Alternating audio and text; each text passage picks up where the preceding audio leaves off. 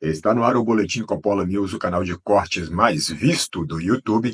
Eu sou Márcio Andrade e no vídeo de hoje você vai ver uma treta pesadíssima que o Nicolas teve com um comentarista da Jovem Pan.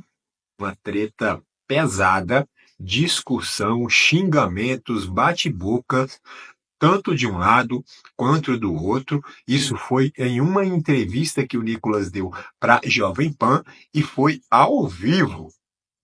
Bom, você vai ver isso e muito mais neste vídeo, portanto se inscreva no canal, deixa o seu comentário e deixa também o seu like. Se liga aí. Fui interrompido, então me escuta. E você saiu me Então me atacando e escuta. ofendendo. Você me respeita. Então me escuta. Ofendendo não. Então Quando eu fala digo direito. você, fala Use que vai no argumentos. Fora de São Paulo, e Use você fala que é argumentos e não uma reunião de velhos Seu ali, moleque. você é um desonesto. Você Desonesto é dizer você. que as pessoas estão plantando um comunismo fake para poder ganhar a eleição. Toma vergonha na sua cara. O senhor só pode estar de sacanagem com a audiência e com a minha cara para poder falar que o Foro de São Paulo é como se fosse uma reunião de senhores que não conseguem modificar a política interna de país.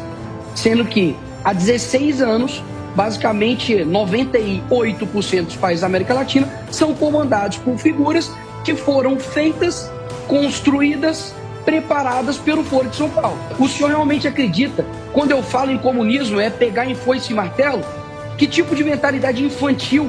E querendo ainda colocar como se eu acreditasse nessa sua fala de que nós estamos pintando um comunismo para poder ganhar a eleição. Eu conheço bem, por exemplo, o Fórum de São Paulo, porque como jornalista estive em um desses encontros para retratar aquele momento. Fui inclusive expulso pelos petistas porque eles não queriam que eu assistisse a alguns dessas discussões, mas vou dizer, era algo absolutamente vazio de conteúdo, não tinha nada de fato, enfim, que pudesse significar realmente uma ameaça, algo que levasse a golpes ou coisa do tipo, né? Eram discussões vazias sobre ideias de esquerda e assim por diante. Se quiserem ver sobre isso, é só procurar um vídeo chamado Fórum dos Dinossauros, que está disponível no YouTube, em que eu mostro essa experiência.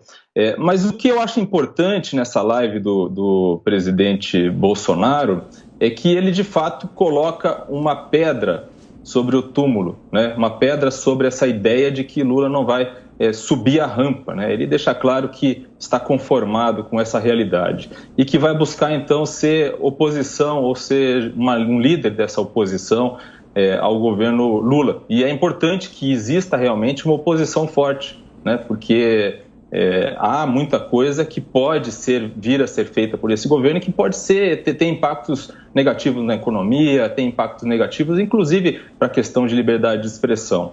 Mas o que a gente viu, deputado Nicolas, e aí vem minha pergunta, em alguns episódios recentes, é que essa oposição, ou aqueles que pretendem fazer oposição no Congresso a Lula a partir do ano que vem, ratearam ou derraparam muito nessas últimas semanas, né? Um exemplo é a aprovação das mudanças na lei das estatais, que abre espaço aí para nomeações com critérios políticos para as estatais e que teve uma colaboração, talvez involuntária, até de deputados do PL, né, que depois disseram que foram enganados, porque disseram que votaram no texto base, mas que depois pretendiam votar destaques para retirar a mudança, mas no fim das contas não aconteceu, né?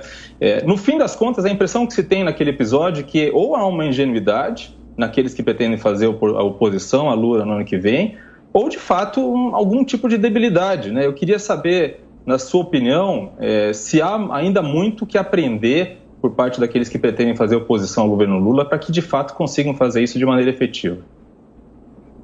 O senhor só pode estar de sacanagem com a audiência e com a minha cara para poder falar que o Foro de São Paulo é como se fosse uma reunião de senhores que não conseguem modificar a política interna de país. Sendo que há 16 anos, basicamente 98% dos países da América Latina são comandados por figuras que foram feitas, construídas, preparadas pelo Foro de São Paulo. Então, por favor, tenha no mínimo honestidade comigo, que eu sou entrevistado, com essa audiência aqui. Agora, segundo, colocar como se a gente estivesse vivendo um comunismo imaginário também é muita desonestidade. Eu não posso falar sobre a justiça eleitoral. O senhor acha isso democrático? Eu não posso falar contra o Estado Democrático de Direito, caso contrário eu tomo uma multa no meu contra-cheque. Eu não recebo o meu salário. Existem pessoas que estão sendo tolhidas de falarem contra o processo eleitoral, questionarem o processo eleitoral. Agora, o senhor realmente acredita, quando eu falo em comunismo, é pegar em foice e martelo? Que tipo de mentalidade infantil? E querendo ainda colocar como se o senhor acreditasse nessa sua fala de que nós estamos pintando um comunismo para poder ganhar a eleição. É muito claro o que está acontecendo aqui no Brasil. Primeiro que o comunismo que é colocado aqui não é o comunismo marxista de luta de classe somente, não. Se o senhor estudasse um pouco a respeito do ganho cultural que Gramsci, Escola de Frankfurt fizeram e conseguiram colocar aqui no Brasil de uma maneira incrível, você vai ver que a direita não tem nada, a não ser um presidente da República que vai sair amanhã. O que a direita tem, meu amigo? Nós temos não fala besteira, Nicolas. Nós temos a condição, só um minutinho que eu estou terminando de falar. Nós temos a produção cultural nas universidades. Nós temos os professores das universidades. Agora você colocar como se o presidente Bolsonaro estivesse falando de que... Eu posso falar ou não? Eu posso terminar de falar? Eu posso terminar de falar? Lula. Eu posso terminar de falar? Eu te ouvi. Qual é o seu critério de... Eu te ouvi. Deixa eu terminar de falar. Deixa eu terminar de falar. Você acha que comunismo então, tá bom, vai lá. Ditadura necessariamente? Quer dizer, toda ditadura é comunista? O fato de você... Mas todo comunista é ditador. Eu concordo que você tenha sido censurado. Todo comunista é ditador. Todo. Ah, sim. Agora, todo ditador é comunista? Mas quem está discutindo isso? Não, você está falando, você está confundindo as coisas. Você está falando que o fato de você ter sido censurado ou ter sido impedido de falar coisas é uma prova de que existe um comunismo sendo instalado no Brasil. Deixa de ser... Isso sim é... Não. Peraí. As nossas universidades, elas são formadas e formam... Peraí, mas eu estou falando... Sendo instalado é o fato de que você... Eu posso provar se você me ouvir, então. Eu posso provar se você me ouvir, eu posso provar? Porque, pelo visto, só de você ter... Então, só um minutinho. Eu posso responder ou você vai ficar falando? Não. Que só encerra aqui. Só deixa claro isso. Vamos falar um de cada vez, só para a gente também não, mas é importante, não atrapalhar o entendimento da audiência, por favor. Mas fui interrompido. Então me escuta. E você saiu me atacando e ofendendo. Você me respeita. Então me escuta. Ofendendo não. Quando eu digo que você fala que vai no Foro de São Paulo e você fala que é uma reunião de velhos ali, você é um desonesto. Você dizer que as pessoas estão plantando um comunismo fake para poder ganhar a eleição. Toma vergonha na sua cara.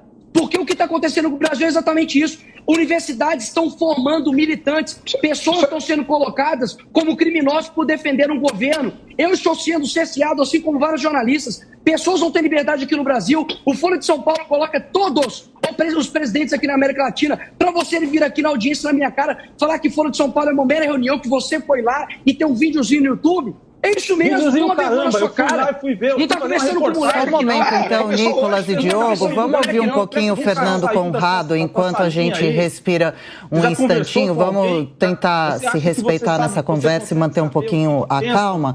Fernando Conrado conversa com a gente um pouquinho, dá a sua opinião sobre o assunto. A gente volta a ouvir o Diogo e o Nicolas também. Vai lá, Conrado. Meus amigos, minha formação é em Direito, Política, Antropologia, Universidade Federal, desde 1997. Tá? Faz tempo que eu estou nesse negócio, no ambiente universitário, tal.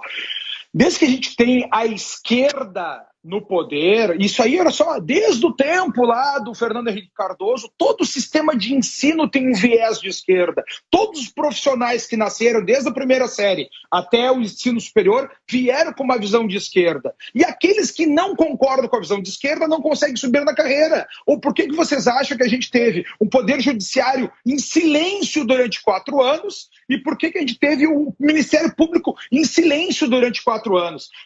Porque ou aqueles que concordam com todas essas abjeções que a gente teve se mantiverem no poder, ou aqueles que eram contra evitassem subir na carreira e não ter seus ganhos pessoais. É isso, o Foro de São Paulo, essa é uma realidade dele, dizer que teve... E eu não vou nem entrar no mérito do Chab, ele tem uma visão política diferente da minha, eu não vou estar discutindo aqui ao vivo com a gente, mas é isso que a gente viu, o silêncio total. Ou por que vocês acham que a gente tem hoje no Brasil um judiciário que cala quem pensa diferente, mas não cala quem é a favor deles, que desmonetiza quem pensa diferente e não desmonetiza quem pensa a favor deles, que desmonetiza e faz essas ligações que o Shelby faz com... Porque o Shelby falou para nós que teve agora um bolsonarista que ia matar o Lula e explodir tudo. Aí o bolsonarista, na sua audiência de custódia, dito bolsonarista, disse: olha só, o delegado botou que eu sou bolsonarista, o delegado botou que eu queria falar do Lula, e botaram um silêncio nesse processo. Ninguém mais pode ter acesso. Um ponto, eu até queria fazer perguntas mais duras para o Nicolas, mas o Nicolas é um homem muito inteligente, já chegou dando seu habeas corpus preventivo, que olha só, pelo mundo que a gente vive, a gente não tem mais liberdade. Eu, como deputado, não vou poder agir, ou seja, a gente já não vive numa democracia. Isso é claro para todos nós aqui, e é um lado calando o outro. Ou alguém não viu o discurso de... Quando o Lula venceu, ele fez um discurso lido, bonitinho lá no Fantástico, mas depois ele vai para a Avenida Paulista dizer o quê? Eu já falei com a esquerda, eu já falei com a direita, e agora eu vou falar com a esquerda novamente, porque não vai mais ter direita no Brasil. Ou naquela nomeação de ministros dele, que ele diz que o Bolsonaro pode ter acabado, mas os bolsonaristas estão nas ruas e devem ser reprimidos e atacados. É esse o mundo que a gente está vivendo, de completo silêncio. Quem se opõe contra é martelado na cabeça. Esse é o coletivismo, que é uma das coisas ruins da própria esquerda. Assim como a gente tem essa visão de mundo do progressismo, de achar que o mundo vai ser melhor automaticamente, sem coragem e sem esforço. E isso que o Nicolas nos fala aqui é algo muito importante. Olha só, pessoal, a gente teve a cereja do bolo lá, Bolsonaro, mas de resto a gente não conseguiu nos unir e estamos perdidos novamente. Vamos voltar para a base. Parece o discurso do Mano Brown para o PT lá, né, quando o PT caiu do poder. Vamos voltar para a base, vamos unir a tua comunidade, quais são os teus valores. O maior ganho do governo do Bolsonaro que a gente teve aqui é poder falar de política de maneira aberta. Como a gente tem a Jovem Pan hoje, sim, tem aqui que a gente tem os dois lados discutindo, com visões de mundo, e faz parte dessas discussões, até é bom, porque são o combate de ideias que vai fazer a gente ter uma visão maior do futuro, se a gente fizer tudo isso aqui com muita honestidade intelectual. Acerca do que a gente teve do discurso do Bolsonaro... Não, a gente tem que dispensar o deputado, mas eu peço para que você faça a última pergunta para ele, por favor, alguma pergunta relativa ao que nós ouvimos do presidente nessa live, por favor. Claro. Nicolas, diante dessa fala do presidente, no momento que ele faz essa primeira parte, como tu bem falou, isso é um discurso que não precisava fazer para sua base. Ele está fazendo, para mim, um discurso de desculpa para os petistas. Me compreendo, a gente até fez um bom governo. Minha pergunta para ti é, eu não estou falando de golpe militar, de nada disso, tá? Mas diante dessa saída com um discurso quase melancólico, como que ele fez, sem tanta energia assim, tu acha que acaba-se a figura do mito Bolsonaro? Eu vi que tu tem atrás ali o meme dele pescando. Aquela imagem vai continuar ali ou ela vai sair da tua estante a partir de agora, Nicolas? Eu acho que vai ficar no imaginário do brasileiro o papel que o Bolsonaro fez.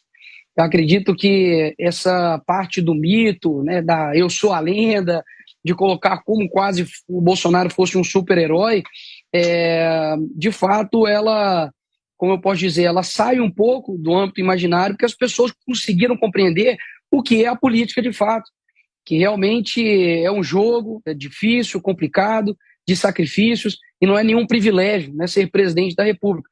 Portanto, eu acho que agora, como mesmo o próprio presidente disse, né, que ele levantou lideranças, e lideranças são feitas também de forma natural, de forma espontânea, eu vejo que, como eu retorno aqui mais uma vez, eu acho que a visão que nós vamos ter do presidente Bolsonaro, que aqui eu tenho pelo menos, e vejo as pessoas comentando, é de que ele abriu o caminho.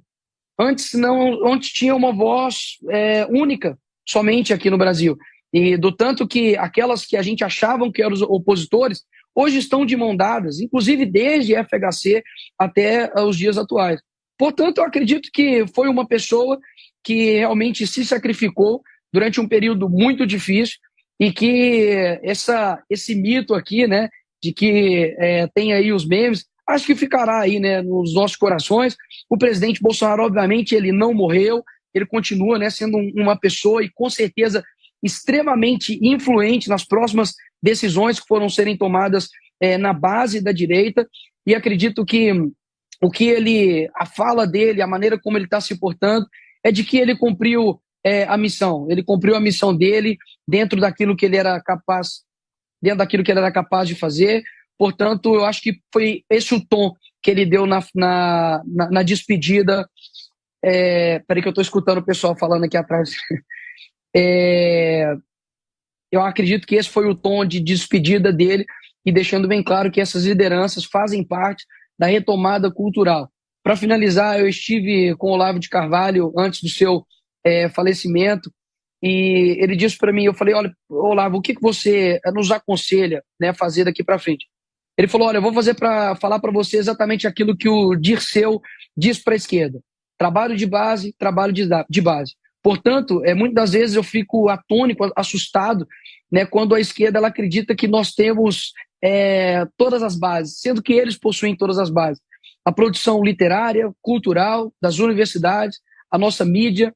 Você entra dentro de uma escola ensino fundamental, entra nas associações de bairro, você entra nos consultórios de psicólogo, de psiquiatria, na saúde mental, você vai ver que está completamente tudo dominado pela esquerda. Mas isso foi fruto meramente, obviamente, né, do acaso, segundo alguns. Portanto, eu retomo aqui para que a gente mantenha a nossa esperança, não ingênua nos nossos corações, mas de saber que a esperança somos nós. No dia a dia, de conversar, de dialogar e saber que na maratona sempre há um começo. E nós estamos nele. Espero que o fim seja melhor do que a gente vai enfrentar nesses próximos anos aí.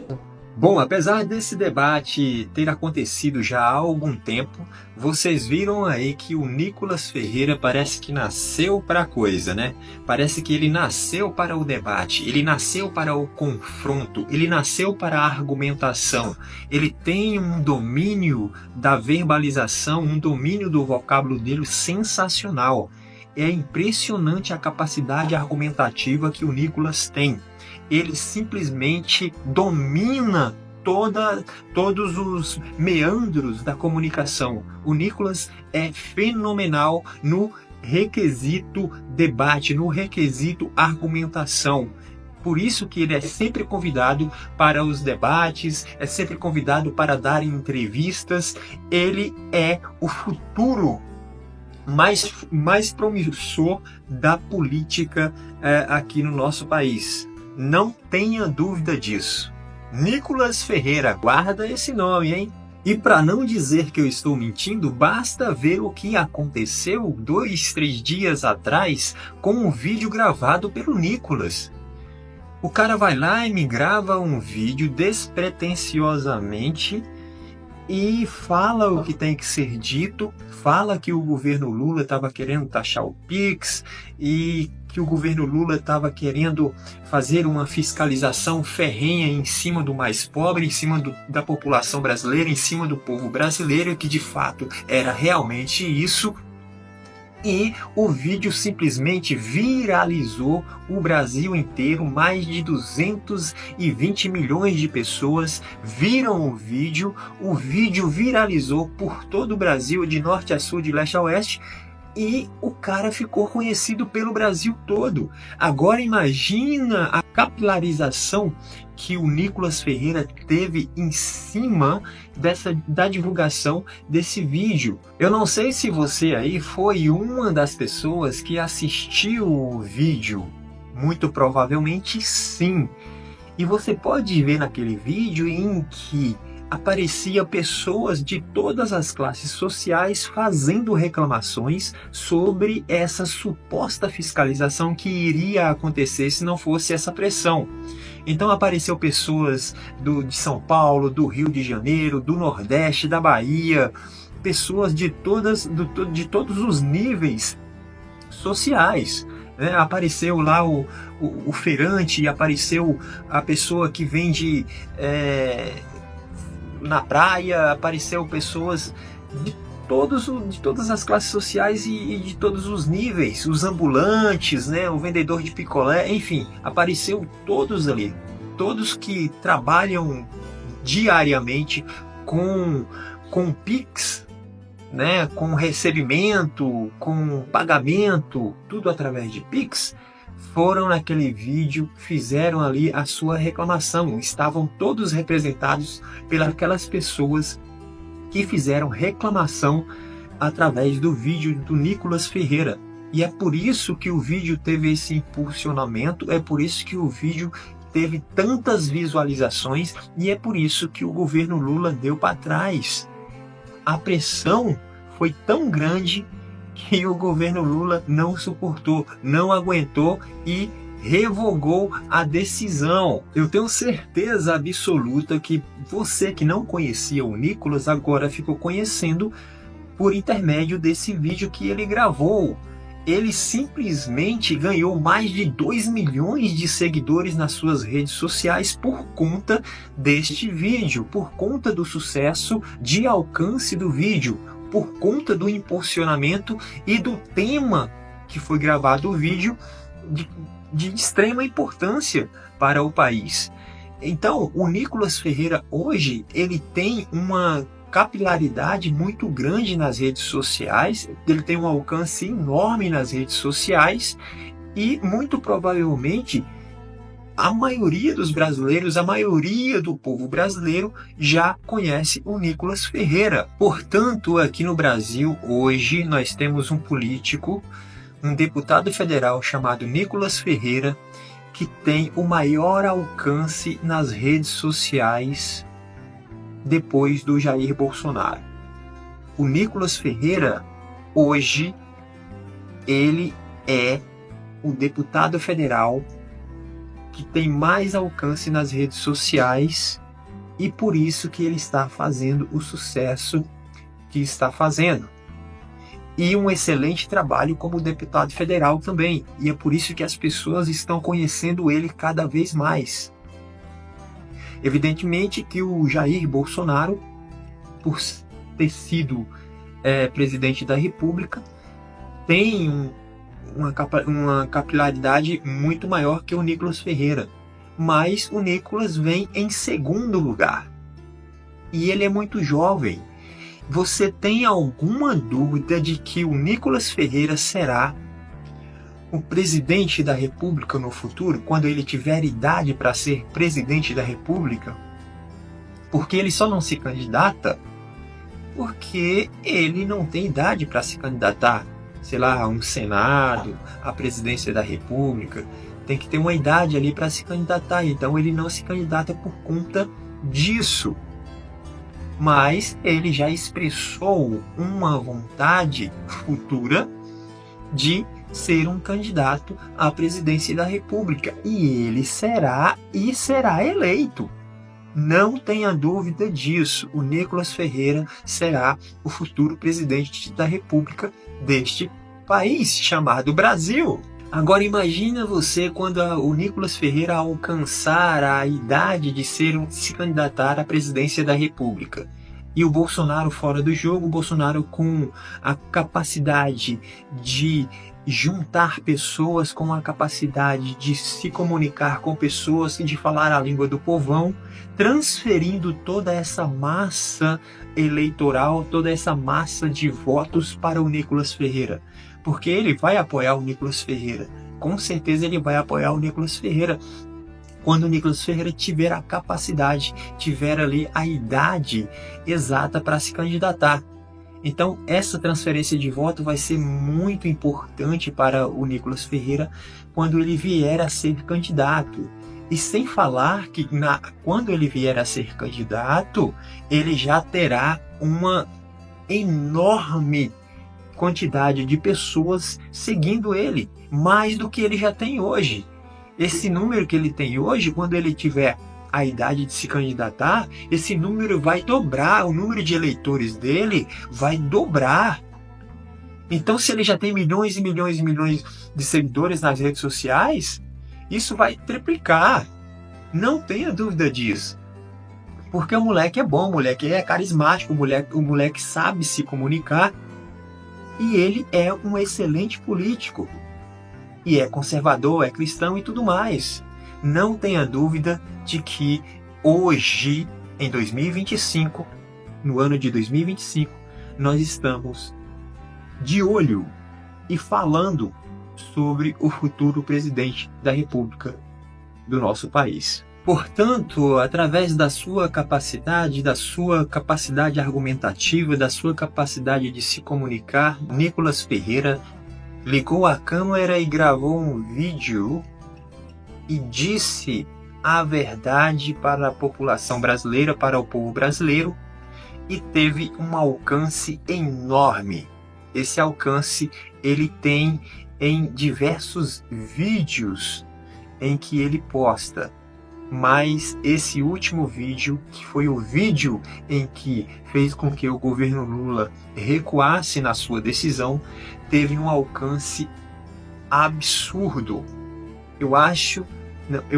Tenho certeza que foi o vídeo que teve mais alcance já produzido pelo Nicolas Ferreira nas redes sociais. Então, certamente nós estamos assistindo um fenômeno da política brasileira chamado Nicolas Ferreira, que tem aí um futuro brilhante pela frente. A esquerda está preocupada porque a esquerda não faz novos líderes, e a direita tem produzido pessoas com capacidade até mesmo de chegar à presidência da República do nosso país. É isso, vamos torcer para que o Nicolas Ferreira tenha aí caminhos prósperos, caminhos abertos, que ele possa ter a capacidade de de solucionar todas as suas problemáticas, todos os seus problemas, todas as adversidades que virão, porque virão muitas, que ele tenha a capacidade de resiliência e que ele caminhe para um futuro brilhante, que será muito provavelmente a presidência da República. Nicolas Ferreira, como político, esse é o destino dele, não tem outra rota. Eu não vejo outra rota para ele. Não é isso? Então, por esse vídeo é isso. Se inscreva aí no nosso canal, deixa o seu comentário e até breve.